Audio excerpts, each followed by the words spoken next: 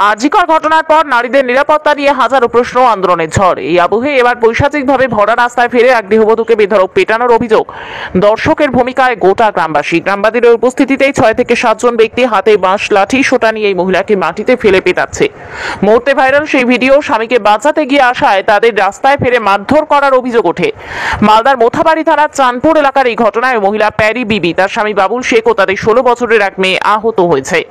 জানা যায় তাদের বসত ভিটা দখল নিতে চাইছে স্থানীয় তাজামুল শেখ সহ বেশ কয়েকজন। এই ঘটনার প্রতিবাদ করায় দীর্ঘ কয়েক মাস ধরে এই বিবাদ। এই মর্মে গত পরশুদিন মোথাবাড়ি থানায় লিখিত অভিযোগ দায়ের করা হয়েছিল। গতকাল ঘটনার তদন্ত করতে ঘটনাস্থলে আসে মোথাবাড়ি থানার পুলিশ। এরপর আজ সকালে পুলিশকে কেন খবর দেওয়া হয়েছে এই নিয়ে তেড়ে আসে তাজামুল শেখ সহ 6 থেকে 7 জন। ব্যাপক হারে মারধর করা হয় বাবলু শেখ এবং তার পরিবারের সদস্যদের। ঠিক এমন সময় বাবলু শেখের স্ত্রী প্যারি বিবিকে কার্যত রাস্তায় ফেলে বেধড়ক মারধর করা হয়। আর সেই ঘটনা দাঁড়িয়ে দাঁড়িয়ে উপভোগ করলো গ্রামবাসীরা। প্রতিবাদ করতে এগিয়ে আসলো না কেউ। আর এই ঘটনায় নারী নিরাপত্তা নিয়ে আরো একবার প্রশ্ন উঠতে শুরু করেছে।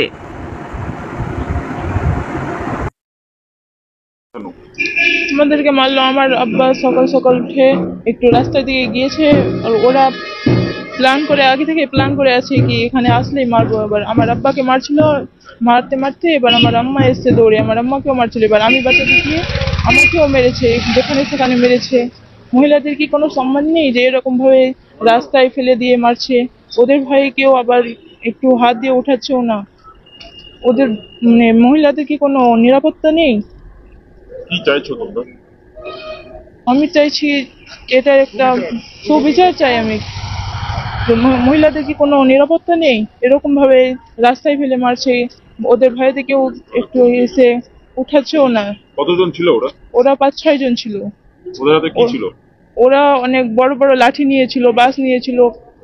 আবার আমাকে এখানেও মেরেছে, যেখানে সেখানে মেরেছে, ফুলিয়ে দিয়েছে। আমি সকালবেলা ঘুম থেকে উঠে রাস্তায় দাঁড়ালাম আমার বাড়ির সামনে। ওরা ওদিক থেকে দৌড়িয়ে এসে আমাকে মারা চালু করে। আমার মারতে মারতে ওরা প্রায় 5-6 জনা। আমার মার বাঁচাতে আমার স্ত্রী এসেছিল। আমার মাটিটা নিয়ে কেস চলছে। কেসে আমি পার্মানেন্ট ইনজেকশন পেপার পেয়েছি। ওরা কিছুই পায়নি কোর্ট থেকে। তার সত্ত্বেও জোরামু ওরা দখল নেওয়ার চেষ্টা করছে। ওটা আমার বসত বাড়ি। আমার স্ত্রীকে ফেলে দিয়ে মেরেছে, লাঠি নিয়ে লাত মেরেছে, মাথা মেরেছে, পেটে মেরেছে, পায়ে। আমার মেয়েটাকেও মেরেছে, শরীরের মধ্যে বিভিন্ন জায়গায় মেরেছে। আর আমার তো অবস্থা দেখতে পাচ্ছেন।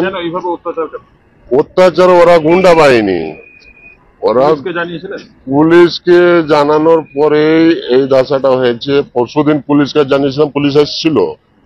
পুলিশ যাওয়ার পরে আমাকে আবার আমাদের চাঁদপুর আর মেহেরাপুরের মাঝখানে মাটিয়ে পরশুদিনও মেরেছে। এই যে আমার ডান হাত দেখছো ভেঙে দিয়েছে। আবার আজকে সকালবেলা যেই আমি ঘুম থেকে উঠে গেছি আমাকে মারা চালু করে দিয়েছে। আমার কাছে ভিডিও আছে, ভিডিও দেখতে পারেন। ওতে দেখবেন আমরা কিছুই বলিনি, আমরা শুধু মারই খাচ্ছি। আপনার স্ত্রীকে যে মাটিতে ফেলে মারলো, ওখানে তো আরো অনেকেই ছিল, তারা প্রতিবাদ করেছিল? ওরা প্রতিবাদ করেনি, কারণ ভয়েতে, ওদের ভয়ে কেউ কিছু বলতে পারছে না। আমাকে কেউ উঠায়নি, মেয়েরা নাবালক মেয়ে আমার। আমার নাম বাবুল শেখ। আমাদের জায়গাটা নিয়ে কেস চলছে, আমাদের বসত বাড়ি। ওখানে ওরা জবরদস্তি ঘেরেছে। তারপরে আমরা থানা গিয়েছিলাম। থানা যাওয়ার পরে পুলিশ এসেছিল। পুলিশ আসার পর ফের ধুমকি দিল আমাদেরকে।